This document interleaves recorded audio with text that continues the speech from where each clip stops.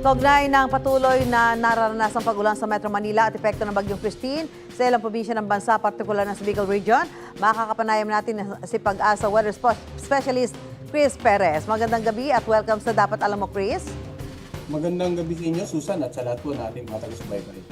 Chris, sa kasalukuyan ay nasa na itong Bagyong Christine at ito ba yung mga sinasabi magla-landfall ito mamayang gabi dito sa bahagi ng Isabela ay wala na magiging pagbabago? Well, Susan, yung pinaka-tinatayang sentro ng bagyong si Christine ay nasa karagatan pa, no? Sa layong 175 kilometers, silangan ng Tiague, Isabela. At inaasahan natin na sa pagitan ng ngayong gabi hanggang bukas ng madaling araw ay posible nga itong mag-landfall dito sa lalawigan ng Isabela. Kaya as early as today ay pinapayahan po natin yung mga kababayan dyan na maging handa. Bukod pa dyan, yung mga lugar na may tropical cyclone wind signal, sumabot na po ng hanggang wind signal number 3. So marami po itong mga lalawigan na ito. So basically itong Northern and Central Luzon, Metro Manila including Southern Luzon at ilang bahagi ng Eastern Visayas ay kailangan maghihanda sa paparating na bagyong si Christine. Chris, itong nararanasan natin pag-ulan sa Metro Manila, may posibilidad bang lumakas pa dahil nga dito yung inaasahang pagla-landfall nitong bagyong si Christine dyan sa Isabela, makaka-apekto ba yan sa mararanasan natin panahon dito sa Metro Manila? Yes, tama po dyan. No? Actually, within the next 24 hours, inaasahan natin na posibleng makaranas ng moderate to heavy rains dito sa Metro Manila. Bukod pa dyan, nakataas nga yung warning signal number 2 dito sa Metro Manila. So asahanin yung mga paminsan-minsang pagbugso ng hangin. Kaya ngayon pa lamang pinapayagan nga natin ang mga pag-ulan, hindi lamang dito sa Metro Manila, kundi maging dito sa mga lalawigan sa Northern and Central Luzon, bahagi ng Southern Luzon at maging sa Eastern Visayas ay patuloy pa rin makakaranas ng mga pag-ulan na posible pa rin magdulot ng mga pagbasa low-lying areas, mga pagbasa mga komunidad na malapit sa ilog dahil posibleng ang tumaas yung level ng tubig dahil sa patuloy ng pag-ulan at pagguho ng lupa naman sa mga lugar na malapit po sa paanan ng mga bundok. Chris, at kapag ito'y nag-landfall na, kumamayang gabi man o bukas na madaling araw, kailan natin inaasahang lalabas ito ng bansa?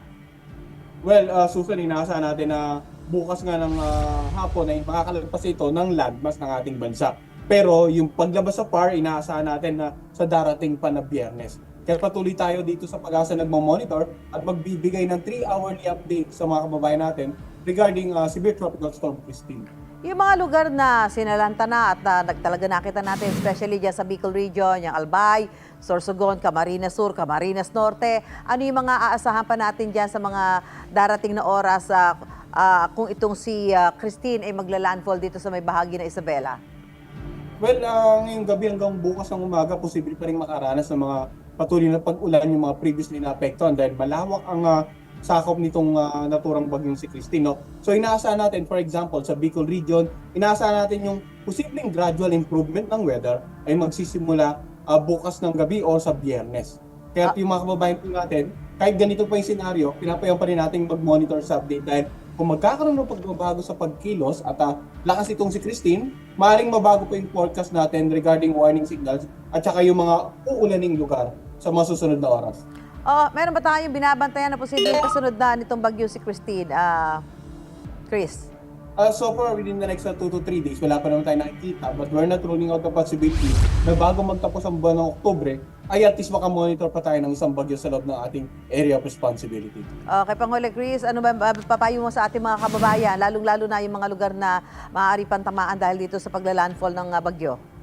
Well, sa ngayon nga po, no, itong severe tropical storm na si Christine, pagkaman nasa dagat pa, inaasa natin magla-landfall sa Isabela. May mga lugar po tayong mga tropical cyclone wind signal, umabot na po ng hanggang wind signal number 3, ang pinakamataas na nakaka-hoist na warning signal sa ilang bahagi nga po ng ating bansa. Pinapayaw po natin mga kababayan patuloy na mag-monitor sa 3-hourly updates sa Pag-asa.